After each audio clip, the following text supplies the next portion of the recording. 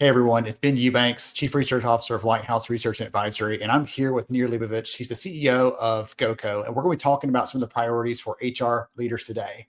So to kick us off, Nir, I'd love to hear from you. You're talking to different clients, different customers, different leaders in the space as y'all are working with these really forward-thinking HR leaders and functions across the country. What sort of things are you hearing from them as far as priorities and challenges right now? Yeah, good question. Thanks for having me here, Ben. The challenges that HR, especially in the small and medium-sized businesses, continue to face are not surprising at all. They continue to be very similar to the trends that they've always experienced, just the way they're experiencing them continues to evolve.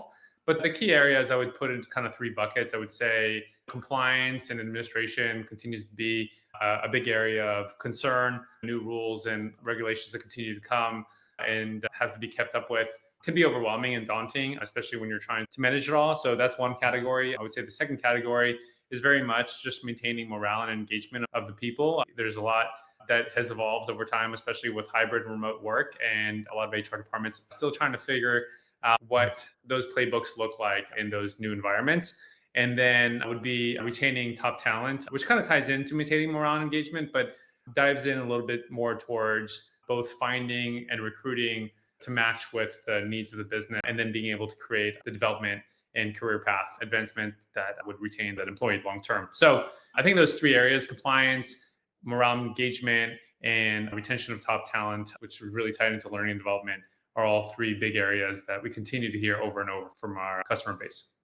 So it's the compliance was the first one you started with, and it's so often that I talk to leaders, they're like, I want to get past that to these other things. Yeah. But my argument is you can never get those higher order things, those things that where you're trying to create a right culture, you're trying to really retain your people. If you don't have the compliance things in place, then it's never going to matter because you're still going to get tackled from behind. What's your take on that? No, you're spot on. And I think that's part of the big paradox for especially the SMB space, where an HR department might be one person, might even be a person doing it half time with another side job, or it might just be a mid-market company like many of our customers that have maybe just two or three folks running the entire department. And the problem is that at the end of the day, at certain size, like, you're still bounded by the same regulations and laws and compliance rigor that many of the large corporations are, that have significantly more resources and people to divide and conquer. And so because of that, unfortunately, that is the paradox, because as an HR professional practitioner, one of the things you get most excited about, and also one of the areas you can provide the most impact and value for the company, is around thinking strategically around the people, maintaining morale, engagement, culture, retaining top talent, performance, etc. But then you never get to that. You just never get to those things because they're always the big projects that you just can't find significant blocks of time to really go heads down and think strategically or operationalize thereafter. And so, yeah, I mean, compliance and administration is the table stakes or foundation of what you have to figure out how to streamline and automate if you were ever going to have any shot at all to reach some of the higher value chain items that we talked about. But you can't ignore them either. So it's a big paradox. Like, you have to solve them first and foremost. Many of them are priority and important and urgent, but you really don't want them to take up all of your time and never get to the higher value items. Yeah, absolutely. I'm with you on that one. I know that when I started an HR leader myself years ago, it was always that little bit of a nagging sensation in the back of your mind, like, what do we not know that's going to come back and catch us? And that's that's a tough spot to be in, because you want to focus on, as you were saying, the culture, the retention, the morale, the things that enable people to show up and do their very best work. We're getting the most out of them, and they're getting the most from their work experience. And we, at the same time, are feeling like divided. We can't always focus fully because we're being held back by something else. The other piece I want to get your take on. We just finished some research recently on small and mid-sized businesses, the same audience you're talking about here, looking at some of their challenges. And we found at those companies where HR leaders say they're too busy to really focus on those kinds of things you're talking about, the strategic things, their leadership mostly sees them as just administrative, just taking orders, just taking demands from the business instead of really being a partner. And I'd love to hear from you, for those customers you've seen that have made it past that and started really selling and being seen as that partner. Is there something unique they're doing differently that other people listening in can take a page from their book, essentially? Absolutely. I think I saw Pricewaterhouse had a recent HR tech survey back in 23, and 74% of leaders said that the productivity improvements that they have gained most come through automation, and that's like a big key driver. And when they said automation, and you kind of double click into that, what they're really talking about is taking all of that administration compliance that we talked about, that is necessary evil, that must be done, that you have to sort of like pay the price to be in business, but have been able to kind of wrap their hands around and be able to streamline and automate that. And so, I mean, at the end of the day, like, no shameless plug here needed for GoCo. We are an HR and a tech and a complete human capital management system. So it's not like most of your audience is not aware that those solutions exist or that they should have one. I think we're way past that. Maybe that's where we were like a decade or two ago, but everyone at this point understands that, like in all departments, you can solve things really well with solutions, tech solutions.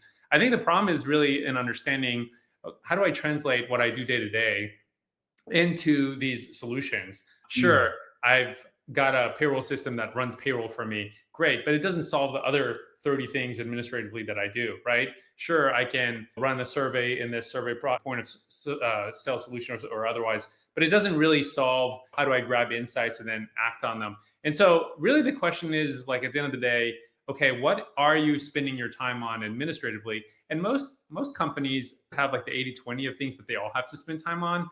And then there's the 20% that makes them the snowflake and very like nuanced to just their company or their culture or the way they do things and their way.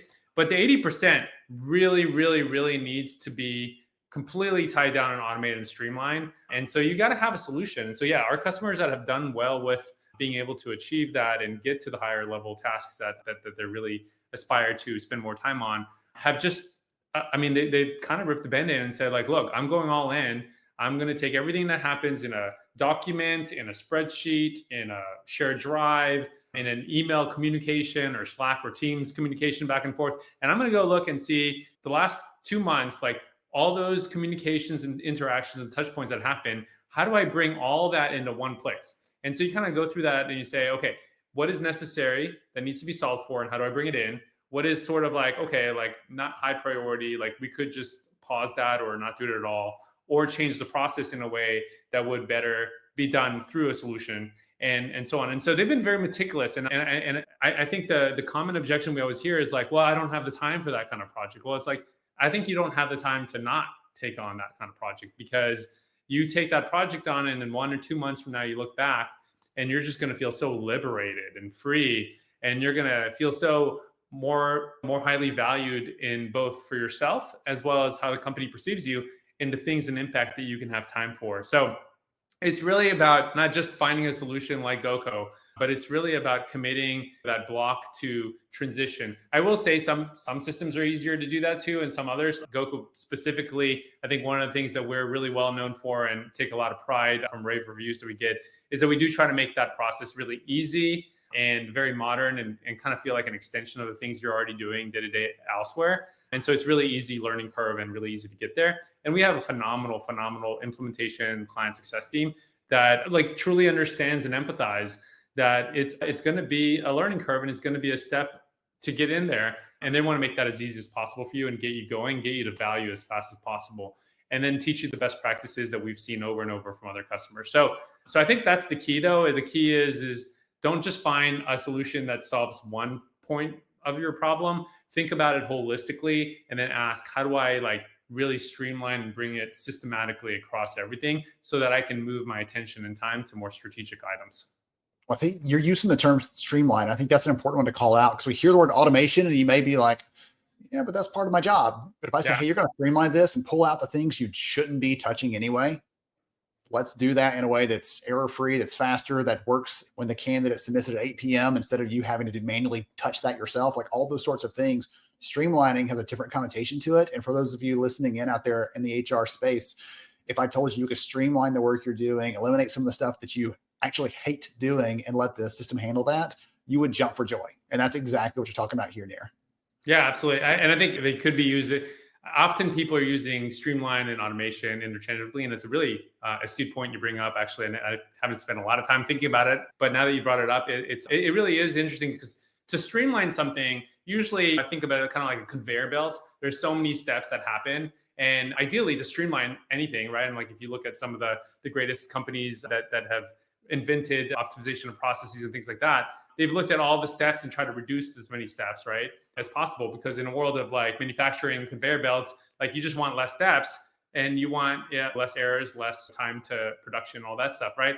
But if you translate that into knowledge and you translate that into administration, like streamlining, a lot of times those steps, like you don't have to necessarily reduce the steps. You just want to make sure that one step is not extremely dependent on an additional action to be taken for the next step to start, right? What you ideally want is for steps to kind of keep going and flow naturally and organically very quickly, sometimes in either a sequential order, sometimes it's more complex than that. It splits into many directions, comes back.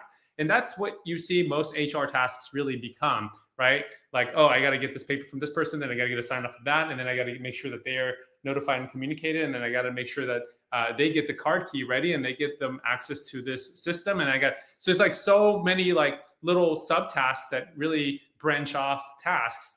But the problem is that when it's not streamlined, right, then it is dependent on you starting the next and the next and the next of every single step. And so that's where automation and streamline kind of overlaps from my perspective. And this is just a humble view.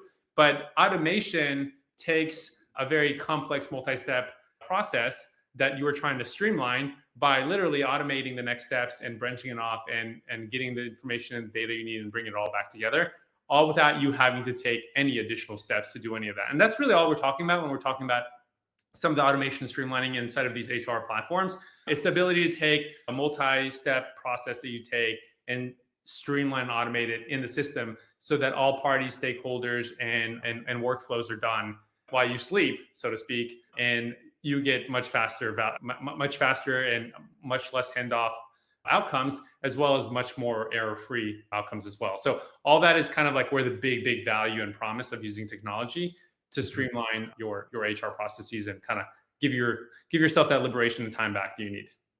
I'm hearing you talk about these things, and I'm imagining that there's probably not a single person out there that could raise their hand and say, yeah, that's me.